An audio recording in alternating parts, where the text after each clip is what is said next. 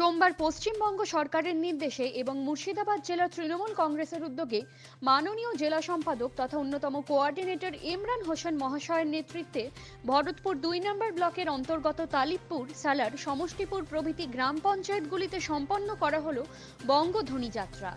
এদিনের কর্মসূচিতে উপস্থিত ছিলেন ভরতপুর ব্লকের সভাপতি আনারুল ইসলাম, ভরতপুর তপশিলি সংগঠনের সভাপতি বনেশ্বর রায়, মুর্শিদাবাদ জেলার ডিস্ট্রিক্ট কমিটির সদস্য ডালিয়া বেগম, মুর্শিদাবাদ জেলা কিষাণ ক্ষেত মজুর, তৃণমূল কংগ্রেস সহ অঞ্চল প্রধান, অন্যান্য নেতৃত্ব এবং কর্মীবৃন্দ। এবং এখানে উপস্থিত আছেন আমাদের বন্যা সরকার এবং সর্বোপরি ডালিয়া বেগম এবং আরো উপস্থিত আছেন উপমিয়া ভাই, সকলকে আর উপস্থিত যারা আছেন তাদের সম্পর্কে আমার শুভেচ্ছা জানিয়ে আমি দু চারটে কথা তুলে ধরতে চাই।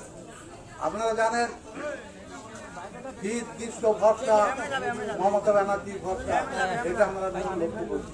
কিভাবে লক্ষ্য করছি? বাংলার মানুষ মমতা ব্যানার্জিকে বিশ্বাস করেছে। আপনি আপনার এই চালে একটা বাচ্চাকে তুলে দেন, আপনি কোল পাতুন, আপনার কোলে কিন্তু সেই বাচ্চাটা ঝাঁপ দেবেন, কিন্তু বাচ্চার মা যদি কোল পাতে বাচ্চাটা ঝাঁপ দিয়ে পড়ে। তার মা জানে, বাচ্চাটা জানে তার মা যে কোনো মূল্যে তাকে রক্ষা করবে, এই বিশ্বাস আছে বলে সে মায়ের কোলে ঝাঁপ দেয়। ঠিক বাংলার মানুষ মমতা ব্যানার্জিকে সেই বিশ্বাস করছেন বলে আজ মমতা ব্যানার্জির সঙ্গে লড়ছেন তারা।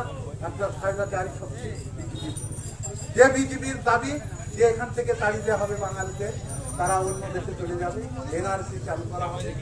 শুনেন, একটাই লোক ভরসা দিয়েছেন আমাদের মমতা ব্যানার্জি যে আমার এক পক্ষ রক্ত থাকছে, আমি এখানকার মানুষকে ওই বাইরে কোথাও যেতে এই যে অসুস্থ কে দেন, আমরা তো কারো কাছ থেকে পাইনি, মমতা ব্যানার্জি এসে আমাদের সেই প্রতিশ্রুতি দিয়েছেন। আজকে দেখেন এই বিজেপি গভর্নমেন্ট আসার পর বাংলা, আসাম, ত্রিপুরা, সেখানে বাঙালি খেদাও যে আন্দোলন চলছে, বাঙালি তোকে মেরে ফেলার যে ষড়যন্ত্র চলছে, আমরা একজন বাঙালি মানুষ হিসেবে এর তীব্র নিন্দা করছি। যারা আমাদের সাম্প্রদায়িক সম্প্রীতিকে কলুষিত করতে চায়, মশিলিপ্ত করতে চায়, তারা আমার দেশের শত্রু বলে আমি মনে করি। পশ্চিমবাংলার তো হচ্ছে, আর দেখুন আপনারা আজকে বিজেপি গভর্নমেন্ট আসার পর কি ষড়যন্ত্র বিভিন্ন মানুষকে ধোঁকা দিয়ে দলে টানার চেষ্টা হচ্ছে। এখন ষড়যন্ত্র সিবিআই এর আগে